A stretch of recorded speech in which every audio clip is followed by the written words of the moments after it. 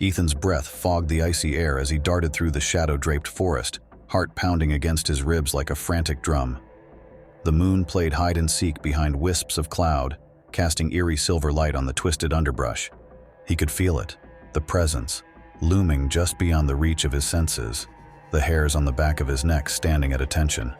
"Keep moving," he muttered to himself, feet slipping on damp leaves as he pushed harder, tree branches reaching out like skeletal hands to snag at his clothes. Ethan was no stranger to the rush of adrenaline or the taste of fear. He'd been chasing thrills since his teens, but this was different. This was real. A sudden crack echoed through the night, so close it made Ethan stumble. His pulse spiked, and for a moment, he imagined the grotesque figures from his childhood nightmares had come to life, hungry for the chase. He suppressed a shudder and scrambled up, continuing his desperate sprint. Almost there, he breathed, though he wasn't sure where there was. Ethan's only goal was to put distance between him and whatever was tracking him. His foot caught on a hidden root, sending him sprawling to the ground with a sharp yelp. Pain lanced through his ankle, but terror overrode the discomfort. Scrambling to his feet, he dared a glance behind him. Nothing but darkness and silence greeted him. Unnerving silence. "Come on, Ethan," he urged himself, limping forward. "You're not going to die here." The thought had barely crossed his mind when a blood-curdling scream shattered the quiet, a sound so desperate and raw that Ethan felt it vibrate in his very soul. It seemed to come from everywhere and nowhere, amplifying his fear to new heights. "Help me." The voice was guttural, filled with unimaginable pain. Ethan's instincts screamed at him to run, to escape the unseen horror that toyed with him. But another part, a part molded by years of taunting death with reckless stunts, whispered cruelly, "What if someone's in trouble?" He swallowed hard, battling the primal urge to flee. With a shaky breath, he turned toward the scream and hobbled in its direction. Each step felt like a mile, each rustle of leaves a warning. "Hello?" he called out, voice cracking. "Where are you?"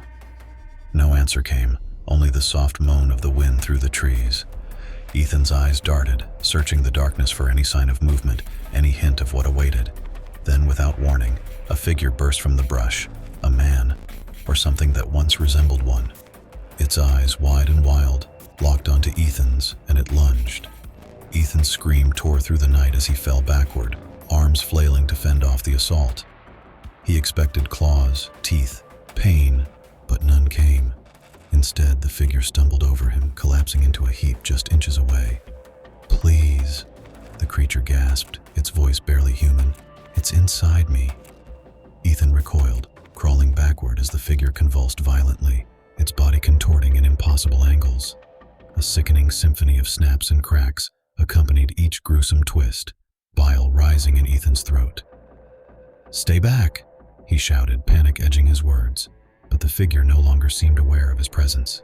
It writhed on the ground, a puppet whose strings were being savagely cut one by one. And then, silence fell. Ethan's chest heaved, his gaze fixed on the still form before him.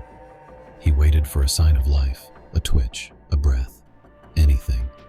But there was nothing.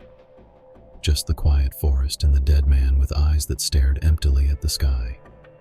"God," Ethan whispered, pushing himself to his feet. He needed to leave, to get away from this nightmare.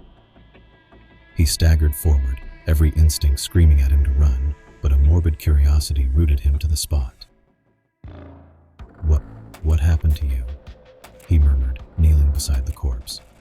That's when he saw it, something squirming beneath the man's skin, a shadowy mass traveling up the neck and toward the gaping mouth.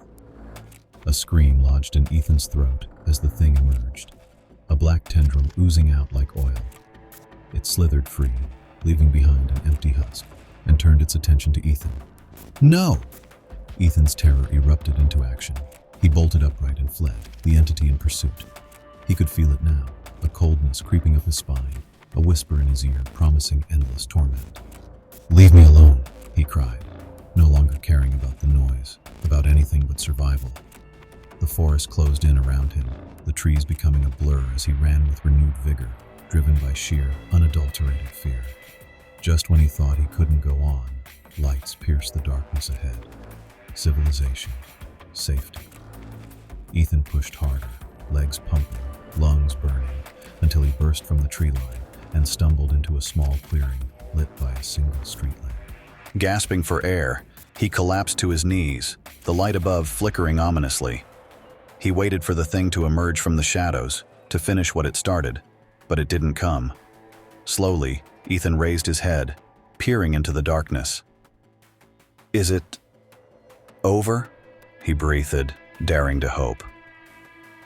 In that moment of reprieve, the light flickered one last time before dying completely, plunging Ethan into pitch-black terror. And then he felt it, a cool touch on his shoulder, gentle yet insistent. "Gotcha," a familiar voice whispered, chilling not for its malice but for its utter lack of emotion. Ethan spun around, coming face to face with his own reflection, or so it seemed. But this mirror image was wrong, the eyes too dark, the smile too wide. What are you?" Ethan stammered, trying to scramble away, but his doppelganger followed, mirroring his every move. "I'm you," it replied, voice a perfect imitation of Ethan's own. "And you're me. We'll be together forever now." The realization dawned on Ethan, a truth more horrifying than any monster or ghost. The entity didn't want his flesh, it wanted his identity. As the creature reached for him, Ethan knew that this was the end. There would be no escape, no rescue. He would be consumed, forgotten, replaced. "Please," he whispered, voice breaking. "I don't want to die."